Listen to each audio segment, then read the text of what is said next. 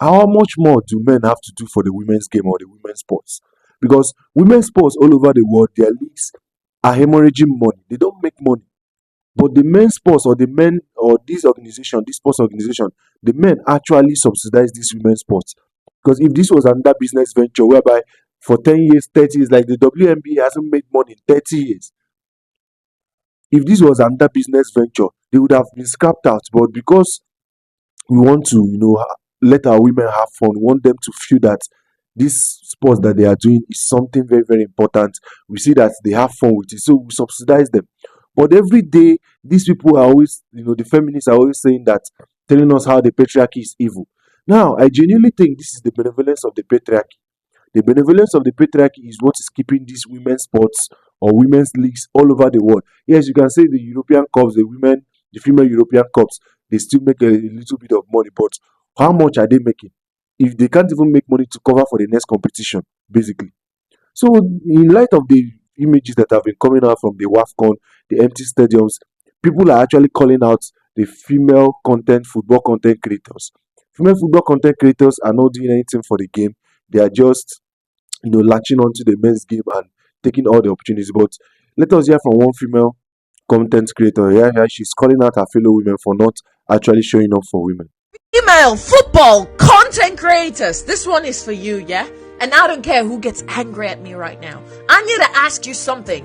When the men are playing, you're everywhere, yeah? You got jerseys, reactions, watch parties, 10 videos a day. But now the women are playing, and this goes to the African women, yeah? The African football content creators. But now the women are playing, yeah? Where are you? I want to know. Why is the energy suddenly gone? Women's football, listen, will never flipping grow if even women with platforms refuse to show up for it, yeah? And listen, I am sorry, but if you only post football when men are trending and bringing you attention, then maybe you don't love football. Yes, I said it. Maybe you just love the attention that comes with the men's game. Yeah? Man, these women deserve coverage, hype, support, and the same noise. So please answer me, yeah? Where are you? I want to know. Where's that energy that you guys have in AFCON, the World Cup? Where are my African women? I want to know. Now, this is the problem. Women don't even like these sports. The women don't even like showing up for women's games. If this was modeling or housewives or all these TV shows of drama, women will show up, women will subscribe. But basically, I don't even blame the women at this point. I blame the feminists that are pushing this narrative that everything men love, women love it, or everything women love, that men love it. Men intrinsically love sports. They love institution. Men love competition. We're not communitarian in our nature. We love institution. We love hierarchy, whereby somebody is the first, somebody is the second. But women play, these communitarian sports. That is why basically they don't enjoy coming to watch the women play sports. And that is just biology. But another thing is that, they keep lecturing us. They still find a way to say that it is misogyny and every other thing that is making the stadiums empty. Now, I love the fact that she's calling out female football content creators. During the last World Cup, female football content creators were everywhere. They were everywhere, getting opportunities, getting signed shirts, getting into spaces that they wouldn't get if they were men. Let's just call a spade a spade. I don't even have any issue with that. They're monetizing their features, they're monetizing their beauty. Most of them, their football takes are nonsense.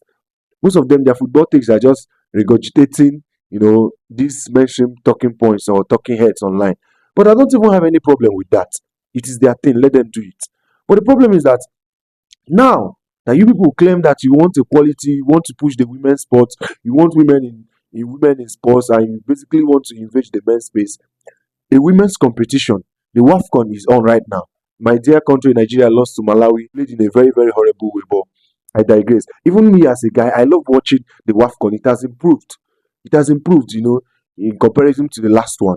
The players have improved. Yes, they're not, anywhere close to the men's game, but to a reasonable extent, they have improved. And I'm seeing all the content creators, all the talking points, all the people propagating all the talking points to make this WAFCON mainstream are basically men. Women are not supporting this game.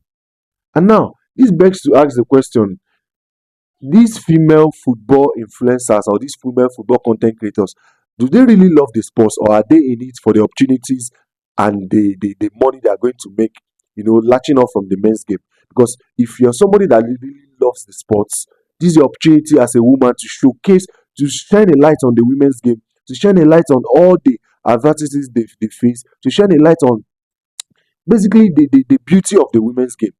But they're not doing it because there's no money to be made.